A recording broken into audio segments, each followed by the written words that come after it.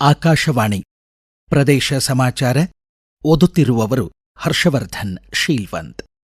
ಹಾವೇರಿ ಜಿಲ್ಲೆ ಬ್ಯಾಡಗಿ ತಾಲೂಕಿನ ಆದರ್ಶ ಸೆಂಟ್ರಲ್ ಶಾಲೆಯ 9ನೇ ತರಗತಿ ವಿದ್ಯಾರ್ಥಿ ತನ್ವೀರ್ ಜಮೀರ್ ರಿತ್ತಿ ಶಾಲಾ ಶಿಕ್ಷಣ ಇಲಾಖೆಯ ಸೈನ್ಸ್ ಇನ್ಸ್ಪೈರ್ ಅವಾರ್ಡ್ ಪ್ರದರ್ಶನಿಯಲ್ಲಿ ಪಾಲ್ಗೊಂಡು ಗಮನಾರ್ಹ ಸಾಧನೆಗೈದ ಹಿನ್ನೆಲೆ ಜಪಾನ್ ದೇಶದಲ್ಲಿ ಆಯೋಜಿತ ಜಪಾನ್ ಏಷ್ಯಾ ಯುವ ವಿಜ್ಞಾನ ವಿನಿಮಯ ಕಾರ್ಯಕ್ರಮಕ್ಕೆ ಆಯ್ಕೆಯಾಗಿದ್ದಾರೆ.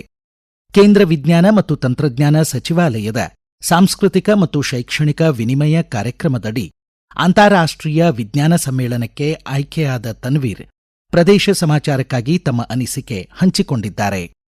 ನನ್ನ ಮಾದರಿ ಮಕ್ಕಳ ಸುರಕ್ಷತಾ ಪವರ್ ಸಾಕೆಟ್ ಆಗಿದೆ. ಮಕ್ಕಳ ಸುರಕ್ಷತಾ ತುಂಬಾ ಮುಖ್ಯವಾದ ವಿಷಯ. ಮಕ್ಕಳಿಗೆ ವಿದ್ಯುತ್ ಅಪಾಯದಿಂದ ರಕ್ಷಣೆ ನೀಡುವುದು ಪೋಷಕರ ಮತ್ತು ಪಾಲಕರ ಪ್ರಮುಖ ಹೊಣೆಗಾರಿಕೆಯಾಗಿದೆ. ಮಕ್ಕಳ ಸುರಕ್ಷತಾ ಪವರ್ ಸಾಕೆಟ್ ನಲ್ಲಿ ಅಲ್ಟ್ರಾಸಾನಿಕ್ ಸೆನ್ಸರ್, ಮೈಕ್ರೋ ಕಂಟ್ರೋಲರ್ ಮತ್ತು ರಿಲೇ ಇರುತ್ತದೆ. ಮಗು ಪವರ್ ಸಾಕೆಟ್ಗೆ ಹತ್ತಿರ ಬಂದಾಗ ಸೆನ್ಸರ್ ಅದನ್ನು ಗುರುತಿಸಿ ಅದನ್ನು ಮೈಕ್ರೋ ಕಂಟ್ರೋಲರ್ಗೆ ಮಾಹಿತಿ ತಿಳಿಸಿ ರಿಲೇ ಮೂಲಕ ವಿದ್ಯುತ್ ಪ್ರವಾಹವನ್ನು ನಿಲ್ಲಿಸುತ್ತದೆ. ಮಗು ದೂರಾದಾಗ ಮತ್ತೆ ವಿದ್ಯುತ್ ಹರಿವು ಪ್ರಾರಂಭವಾಗುತ್ತದೆ. ಈ ಮಾದರಿಯನ್ನು ಅಳವಡಿಸಲು ಸುಲಭ ಮತ್ತು ಖರ್ಚಿಗೆ ಕಡಿಮೆಯಾಗುತ್ತದೆ. ಧನ್ಯವಾದಗಳು.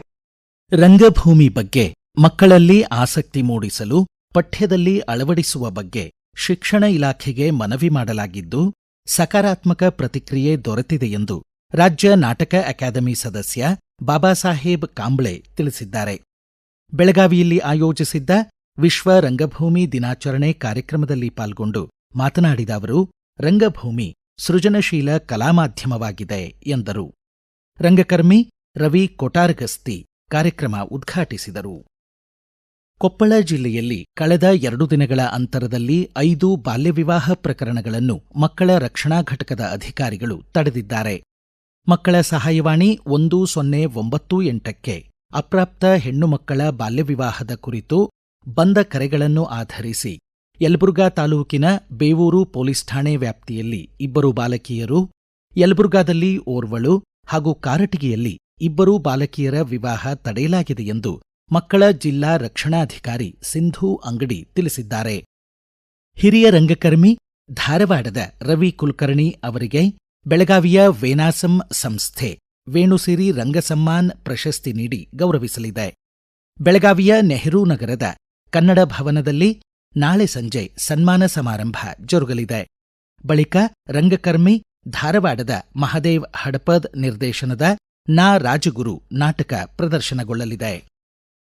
ರೈಲ್ವೆ ಮುಖ್ಯ ಸುರಕ್ಷತಾ ಆಯುಕ್ತ ಜನಕ್ ಕುಮಾರ್ ಗರ್ಗ್ ತುಮಕೂರು ರಾಯದುರ್ಗ ರೈಲ್ವೆ ಮಾರ್ಗ ಯೋಜನೆಯ ಭಾಗವಾದ ತುಮಕೂರು ಊರುಕೆರೆ ಮಧ್ಯದ 11 ಕಿಲೋಮೀಟರ್ ರೈಲ್ವೆ ಮಾರ್ಗ ಹಾಗೂ ತುಮಕೂರು ಚಿತ್ರದುರ್ಗ ದಾವಣಗೆರೆ ರೈಲ್ವೆ ಮಾರ್ಗ ಯೋಜನೆಯ ಭಾಗವಾದ ಊರುಕೆರೆ ತಿಮ್ಮರಾಜನಹಳ್ಳಿ ಮಧ್ಯದ 13 ಕಿಲೋಮೀಟರ್ ರೈಲ್ವೆ ಮಾರ್ಗದ ತಪಾಸಣೆ ಮತ್ತು ವೇಗದ ಪರೀಕ್ಷೆ ಕೈಗೊಂಡರು.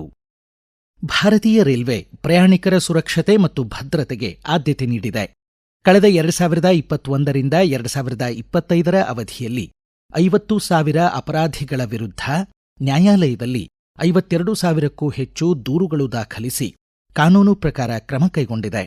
12,157 ಕಲ್ಲು ತೂರಾಟ ಪ್ರಕರಣಗಳಲ್ಲಿ 8,441 ಜನರನ್ನು ಬಂಧಿಸಿ ಶಿಕ್ಷೆ ವಿಧಿಸಲಾಗಿದೆ.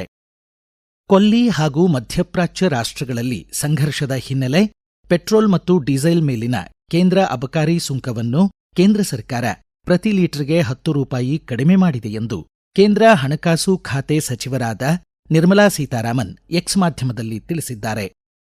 ಪೆಟ್ರೋಲ್ ಮತ್ತು ಡೀಸೆಲ್ ದರ ಇಳಿಸಿದ್ದಕ್ಕೆ ಪ್ರಧಾನಮಂತ್ರಿಯವರಿಗೆ ಧನ್ಯವಾದ ಸಲ್ಲಿಸುವುದಾಗಿ ವಿಧಾನಸಭೆ ವಿಪಕ್ಷ ನಾಯಕ ಆರ್ ಅಶೋಕ್ ಬೆಂಗಳೂರಿನಲ್ಲಿ ಹೇಳಿದರು.